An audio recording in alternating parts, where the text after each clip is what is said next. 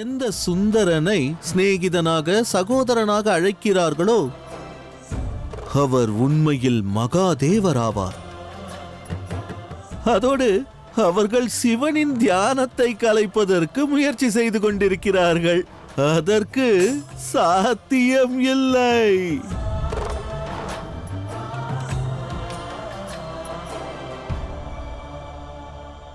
ஆனால் இக்கணம் சிவன் தனது சக்தியை நினைவில் கொள்கிறார். ஒருவரை எண்ணி பார்ப்பது கூட தவம் புரிவதற்கு நிகர்தானே. ஆயினும் பிரபு, சுந்தரனுக்கும் மீனாட்சிக்கும் இடையே இப்பொழுதுதான் மாபெரும் விவாதம் நடந்துள்ளது. அதற்கு பிறகும் கூட சுந்தரன் மீனாட்சியை பற்றி எண்ணுவது ஏன் என்று எனக்கு விளங்கவில்லை பிரபு. இரு ஆன்மாக்கள் இணைவது முன்பே தீர்மானிக்கப்பட்டது. இரு உடல் இணைவதற்கே தாமதமாகும் தேவரிஷி.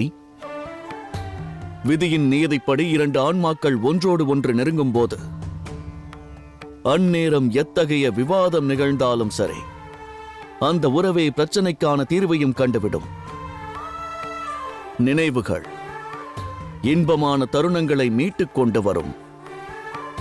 மகாதேவர் இக்கணம் அதைத்தான் செய்து கொண்டிருக்கிறார். சரியாக கூறினீர்கள் பிரபு. ஆயினும் பிரபு, அங்கு மீனாட்சி ரூபத்தில் இருக்கும் தேவி பார்வதியோ பிரச்சனையை பெரிதுபடுத்த நினைக்கிறார்களே. இந்த மோரில் நஞ்சு கலந்திருக்கிறது.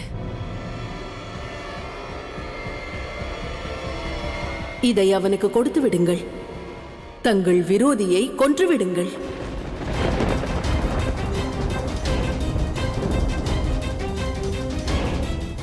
ஆனால் அன்பாக அவனிடம் உரையாடுங்கள்.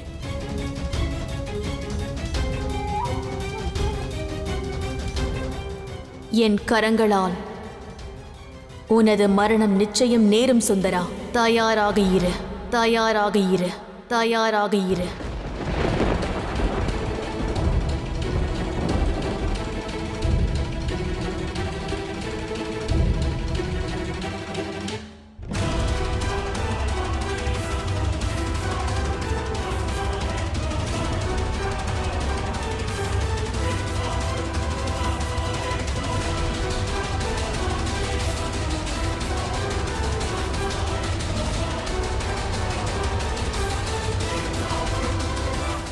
இப்பிரபஞ்சத்தை காப்பதற்காக ஆலகாலத்தை பருகியவர் சிவன்.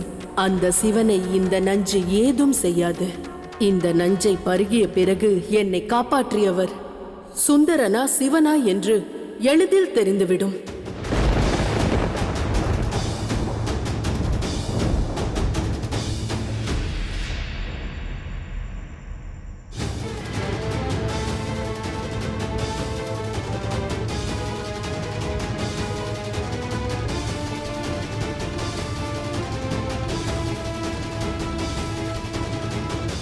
மகாராணி, யார் அது? நான் தான் ராஜ வைத்தியன். வைத்தியரே, தாங்களா? நல்லவேளை வந்து விட்டீர்கள். தாருங்கள் வைத்தியரே, நஞ்சிற்கான மாற்று மருந்தை தாருங்கள். சிவனை தேடுகிறேன் என்று ஒரு அப்பாவியை நான் இன்று அநியாயமாக கொன்றுவிடக் கூடாது. தாருங்கள். இந்தாருங்கள்.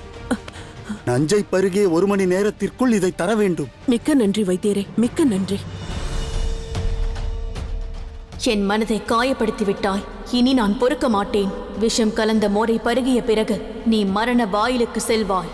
நாளைய சூரிய உதயத்தை நீ காண மாட்டாய் சுந்தரா, இது உறுதி.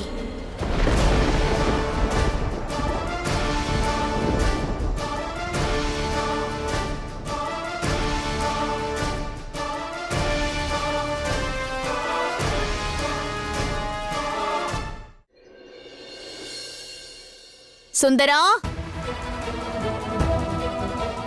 சுந்தரா,